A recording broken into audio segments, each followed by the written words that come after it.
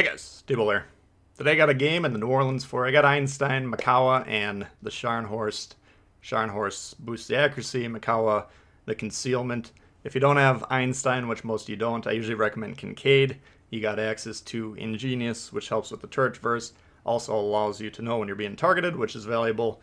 But I'm considering switching out that second slot inspiration for either Membelli, boosting the reload, or you could put Vian on there, increase the incoming dispersion, or perhaps the Azure Lane Baltimore with a boost to the rudder shift. So that's kind of a look at the build here. I want to talk primarily about Two Brothers, this particular game. Now note the islands on both sides of the map, east and west. Now most games that you see on Two Brothers, nobody plays over there. We're going to be trying to get over there with the cruisers. So this map is kind of designed for cruisers to be utilizing those islands. But usually on Two Brothers, both teams just drop anchor as soon as the game starts, and it ends up being a very poor match. It usually comes down to who commits suicide harder by going up the gut. But this side over here, the flank that we're on, actually is going to be quite mobile, and that makes it a lot easier and more interesting to play. So my deployment, if I can control all the ships, I'd put the destroyers a couple squares forwards in these open areas on both sides, spot the ships. Battleships, there's usually too many battleships in the game, but you could have one or two that more or less play where they spawn. If you have a lot of battleships, you're going to need to spread out, so that's difficult for battleships because going laterally to the west or the east, depending on the spawn, exposes the broadside, you might get wrecked. So that's that. But then the cruisers, you can see me and another cruiser going all the way to the west here. We immediately kind of went backwards a little bit to make sure we're not getting spotted. We also have good concealment on this build, which helps with that. If you're in a high detectability cruiser, you got to be a little bit careful. Haven't shot yet. We're just making sure we're close enough to these islands where we can disengage safely. But the Colorado's getting wrecked. He's kind of getting focused here, moving forward while the rest of his team moves backwards.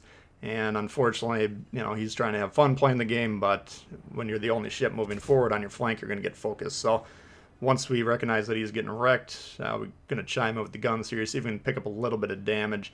But by playing these islands on the flank over here, what does that do? Usually most of your team is going to play right where they spawn, right? So both teams are going to be angling north to south, and they're kind of protecting from shots coming from the opposite direction. But if we're getting over here on the flank and those ships are angling directly south, then we can continue to move forward as we can safely do, and then we'll get increasingly better crossfire shots. So this game in particular isn't going to be a massive barn burner in terms of damage or score. I think we get second place on the scoreboard, but I wanted to show you just to give you guys some ideas how to play this map. What you want to be doing, looking for cruisers, or when you're playing a cruiser, look for these islands that have lower kind of cutout sections, like that island directly in front of me, the closest one. It's got a very high section to the left, and then on the right, it's kind of cut out there. So we can potentially drop anchor behind here once we're not getting spotted and just kind of bomb on these guys. The Tago's playing right over there, and you can see on the map there, he's mostly broadside. We do have increased penetration angles for the AP shells on the American cruisers, so that kind of negates some of the angling. You could also consider putting Dimitri Dewey, Von Essen on these builds and make it even harder for these ships to angle against you. We kind of missed the first shot on the Toggle because he was backing up, but we assumed he wasn't going to continue to back up because a lot of people are shooting at him, and we correctly deduce that he was going to go forward and got a couple nice shots on him there. So note the destroyer in front of us moving forward aggressively. We do want to continue to support him if possible. The other ships, the battleships, still on the red team pointing north and south, so they're largely protected from us. We're going to see some. I usually want to shoot as much AP in these American heavy cruisers as possible, but if you shoot a salvo or two, you're not getting great results, then you can consider switching over to the HE, get some more fire damage and some more raw damage that way. Our destroyer, I think it's a Japanese destroyer, Akatsuki maybe, pulling forward there. He's going to wind up getting those torps from the Maz, but the Maz was flushed out by his position. He was worried about getting torped there, and we're moving in for the kill. We pop the sonar, pop the radar, both tools that can help spot the destroyers, potentially torps, even though we saw I just launched his torps a moment ago, but then we're just pressing in here, and at this point in time I'll trade the cruiser for the enemy destroyer. They only got one destroyer left, we got one destroyer left, so if we can kill their destroyer, then our team will have a built-in advantage. And down he goes there. Note we do got one guy going up the gut. And what's the problem with playing that position? Now, you guys might have seen some players on the PC play that move. Usually they're in divisions, and they have probably 40 to 60,000 more games played than you do. So these are very experienced players that get away with it. But in our version, especially when most of the people don't want to leave the base, you can pull out there. Now all of a sudden you're being crossfired by the majority, if not the entire enemy team. So I don't think that's a profitable play. Again, usually you see at least one ship. If you got a lot of ships committing to that, they'll either get wrecked or they'll recognize that they can't make the play that they want to make, and then they'll back up going the opposite way down the channel. So that removes them from huge stretches of the game. They're not able to deal damage when playing that position. And it's just, whenever you're kind of willfully taking your ship off the map by not being in a useful position, that puts your team down numerically. So I don't usually prescribe that play. You can see he's in the base. I don't know if he thinks he's going to capture the base or what. He actually killed the a Tbull that was back there that we tagged earlier. So we survived a little bit longer than usual, but now down he goes with retaliatory torps from the Tbull to finish him off. So Iowa, mostly broadside at this juncture. You can see on the map there he's a little bit angled, but we're still able to get a little bit of damage with the AP, and then once he begins angling further away from us, we go ahead and switch the HE. Not spotted here, and again, we can use these islands over here, especially if we got good spotting from our team, then we can fire protected, we can deal damage without taking damage in return. That's always a positive play to make. I was getting low though, and I do want to continue pushing into the base, so we're going to gun it here, and if he wants to shoot at us, we'll go ahead and dodge his final salvo, but down he goes. Now the other key to Two Brothers is you have to keep an eye on how close the enemy is to your base, because it's very hard to go back and defend your base once they get on there. You know, let's say we're in the position we are now, or even that battleship that's kind of creeping up right next to the island. To get back to the base, you'd either have to go 2 squares to the east and then down the channel. That's going to take too long to get the resets they can win there. Or you'd have to turn all the way around. So in this particular game, I'm being very aggressive moving forward just because we got guys in our base and they're not able to capture. They don't have a destroyer either, which influences that. But if that's not the case, if you're looking at the map saying it's possible that they're going to cap the base here, you have to go back and defend it. You cannot count on your teammates because most of them aren't trying to win the game. Most of them aren't going to be looking at the map, and they're not going to be aware of the game's status. So you, as one of those players who's actually paying attention, it's your responsibility. I don't care if you're going for damage or whatever.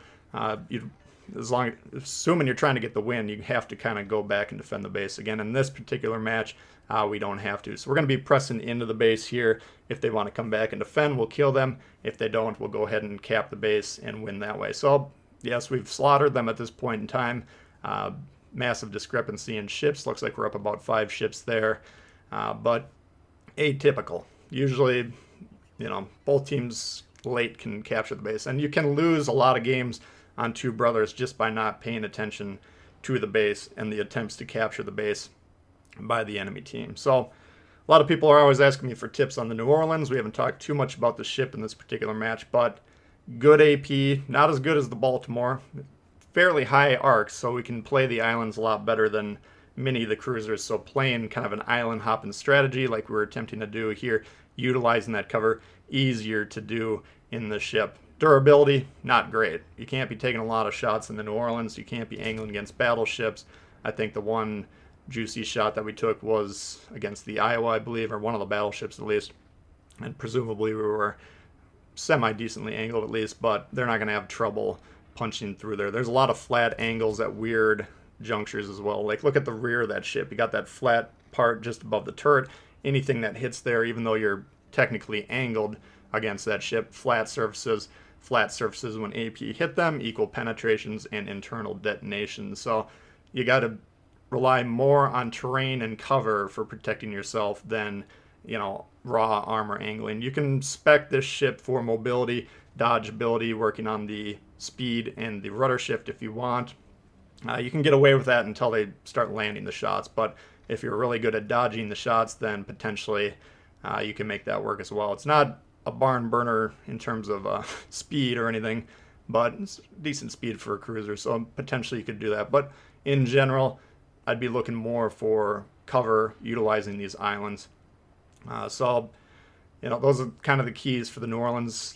The AP is not quite as strong. You saw a pretty long range shot on Tbull when he was broadside. We got the two Citadel shots, but the penetration, it's not quite the super AP shells that you have in the Baltimore. So you got to be more focused on the results of your shells. If you're getting a lot of shatters, a lot of ricochets or whatever, then you want to go ahead and switch over to the HE and get, probably lower potential raw damage output, but more consistent damage output. So at this point in time, we're attempting to capture the base.